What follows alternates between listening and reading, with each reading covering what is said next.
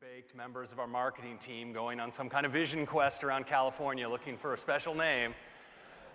I'm actually talking about the name OS X itself. You know, OS X has been with us as a name for over 15 years, and it served us so well. But as we look at it alongside its younger brethren, something sticks out. We realize that there's a name that would be so much clearer and so much more elegant. And so, we're making it so. The name of the world's most advanced desktop operating system is now macOS.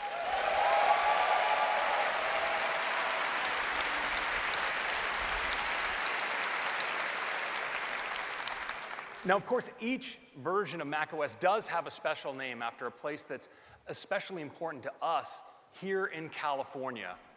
And this year's macOS is no different. But the choice this time was obvious. Our latest, newest OS X is macOS Sierra.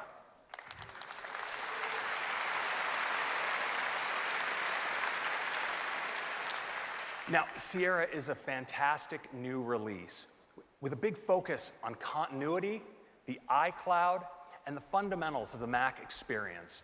I want to start with continuity, because continuity is like magic. Your devices are able to sense themselves around you and use secure peer-to-peer wireless protocols to enable you to move from one task to another across your devices just seamlessly.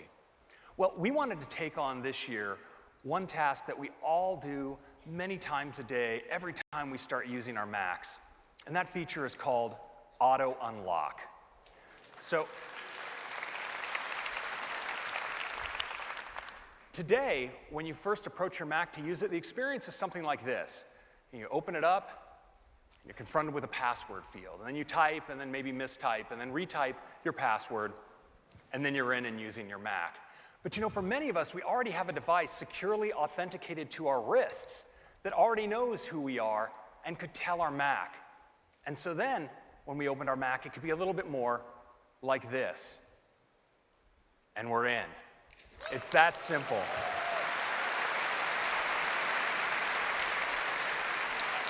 And we made this really secure using time-of-flight networking to make sure it's you who's that close to the machine who's unlocking it. So it's really great.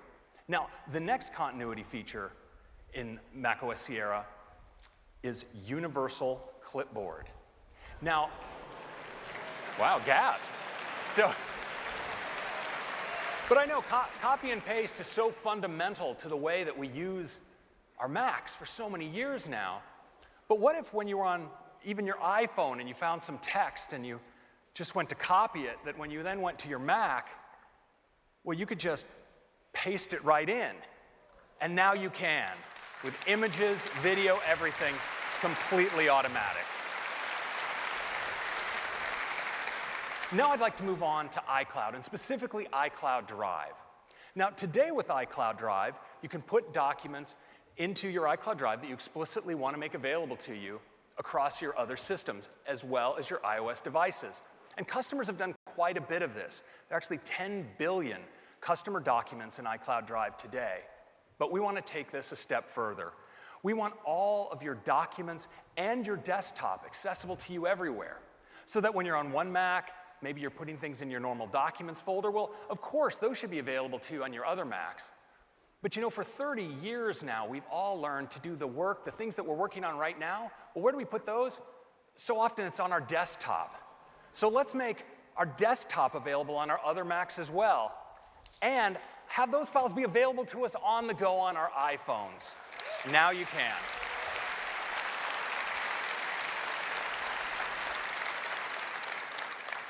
Next up, optimized storage.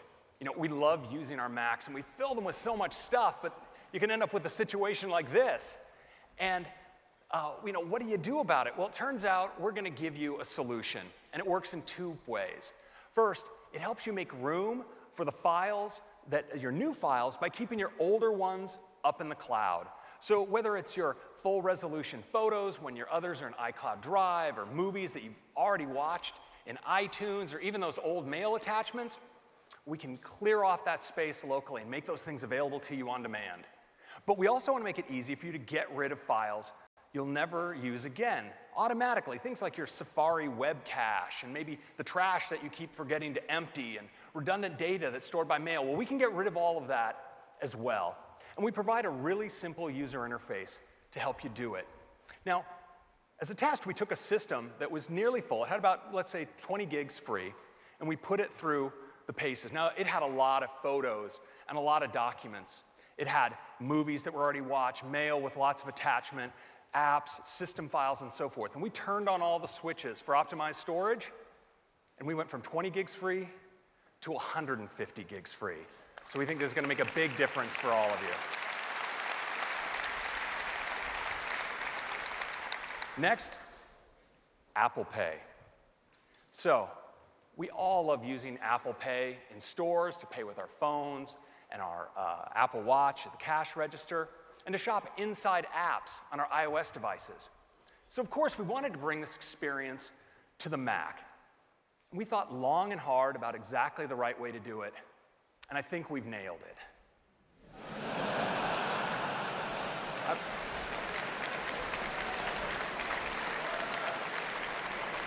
I think we might have an accessory business with some carrying straps. It could be very helpful. No, this is not how people are going to shop on their Macs, right? We shop online, on the web, in Safari. And so what are we doing? We're bringing Apple Pay to the web.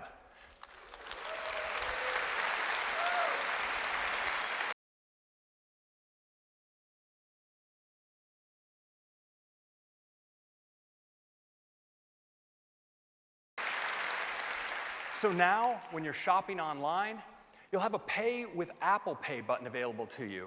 When you click it, a sheet comes down and actually prompts you to securely authenticate your purchase using continuity right on your iPhone with Touch ID.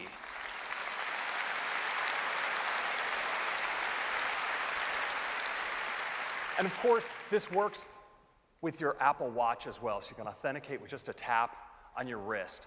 And already, many, many merchants are signed up to bring their web storefronts to support Apple Pay on the web. And Apple Pay is expanding hugely geographically. It's now available in the United States, the UK, Canada, Australia, China, and Singapore. And in the next few months, it's coming to Switzerland, France, and Hong Kong. Now, next, I want to move to part of the Mac experience, and that's tabs. You know, many of us love using tabs to take a mess of windows that we have in Safari and get them neatly organized and tab set. Well, now we want to bring that to all of your multi-windowed apps. So maybe you have multiple windows open in Maps. Well, you could organize those in tabs. But because it's built into the system, you could do that for third-party apps as well. In fact, we've implemented it in a way that the apps you already have installed can support this out of the box without any modification. So tabs everywhere.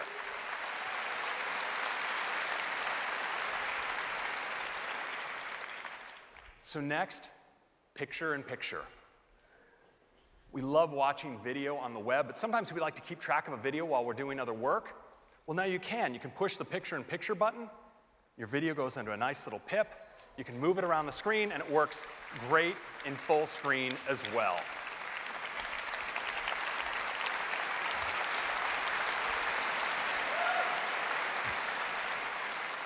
So these are 7 great features in macOS Sierra, but there is one more.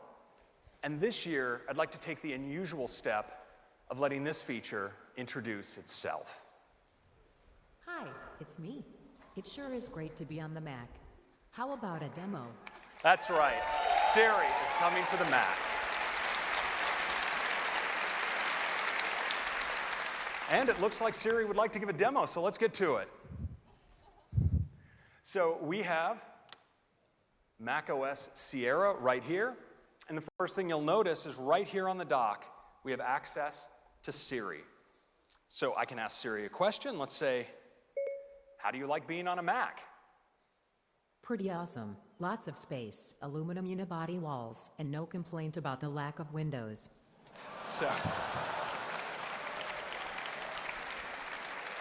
So it's the same Siri that we know and love, but now on the Mac it can do so much more. Things like sophisticated queries for files, like show the files I worked on last week about the offsite. Have I ever told you your filing is so stylin'?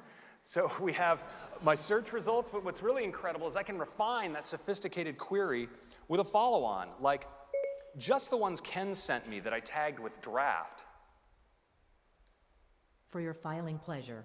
So you see I have just the files I'm looking for right there. But what's great is this is a useful result that I may want to use throughout the day as I work. So I can actually click on this plus button and pin it right here into my notification center. And this, yeah, it's really great. And this works for lots of your Siri results. So I'm going to actually open this team offsite presentation, just working on a little project here. I'll take this one full screen. We see we're planning an offsite, and there are a bunch of activities. But while I'm working in full screen, Siri's there for me and helps me multitask. So I can do things like play my Power Ballads playlist. Oh, yeah. So Siri to the rescue with some awesome tunes. I could let this play all day, but I think we'll get on with the demo. So I can actually use my Siri results here to help me complete this presentation. So I have an image result here for slacklining. Let me just click in my Siri result, drag it right into my presentation. And I can also have Siri search the web for me. So let's do search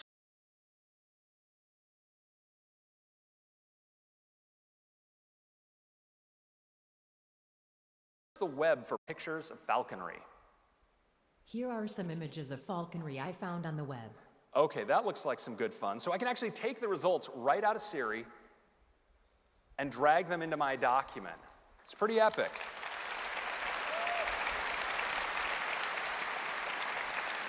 But you know, I'd like to actually replace this map with one that I've been working on here on my iPad. So my iPad's so great because I can actually use my Apple Pencil to do some drawing. So let's see, I'm going to take my Apple Pencil here and I'm going to draw a path. Maybe we'll take a hike like this, maybe out over here, just like that. Okay, that looks like just the drawing I want. But of course, I'd like to now get it on my Mac. So how do I do that? Well, why don't I just copy it? But I'm not just copying it to my iPad, because when I return to my Mac, I can paste it just like I would anything else, actually wirelessly transfers it automatically into my document.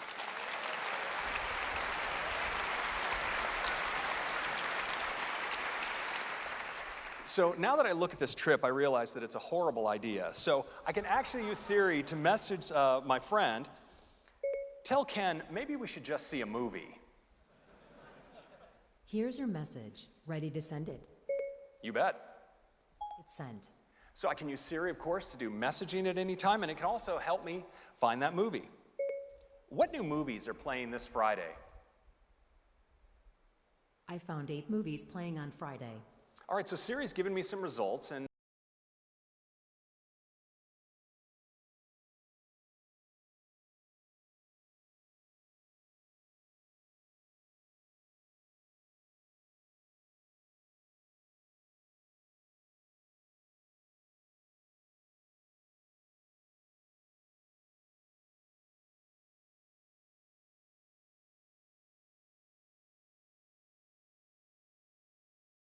Finding Dory looks pretty good, so let's open that up. Now I can go play the trailer. But I can also drop right here into picture-in-picture.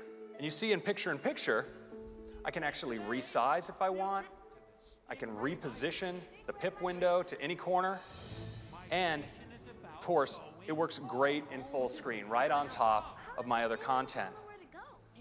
So this movie looks pretty good, so I think I'll go back into the browser, and let's actually buy some tickets. So I see there's a showing here at 7:15. I'll select that. Select the amount. Let's go with 10 of us. And here you see a Buy with Apple Pay button. So watch what happens. When I click Buy with Apple Pay, I'm prompted to confirm here on my iPhone. I just use Touch ID with my fingerprint, and I can securely authenticate my transaction just like that. And that's a quick look at macOS Sierra. So Sierra, some great features for continuity, the cloud, Apple Pay, user experience, and of course Siri. And there's much more that you'll be hearing about later today. Now, Sierra is available to you developers in developer preview form today, And we're doing a public beta in July. You can sign up now at beta.apple.com, and it'll be available to everyone else in the fall across all of these systems. That is your update on macOS.